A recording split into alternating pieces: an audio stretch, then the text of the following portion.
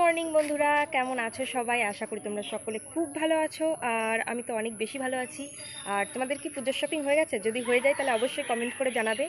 আর আমি একটু ব্রাশ করে নিই, তারপরে তোমাদের সঙ্গে আবার দেখা হচ্ছে। সকাল থেকেই আমার মাকে খুঁজে পাচ্ছিলাম না, তারপরে কিন্তু অবশেষে আমি অনেক ডাকাডাকির পরে খুঁজে পেলাম আর জানতে পারলাম মা কুমড়োর ফুল আনতে গেছিলো পিসি বাড়িতে। তারপর আমি কিন্তু বাড়িতে এসে ভাত বসিয়ে দিয়েছি আর মা গেছে স্নান করতে, কারণ পুজো দেবে সকাল সকাল। আর একটা পিসি এসে কিন্তু এই শাপলাগুলো দিয়ে গেল।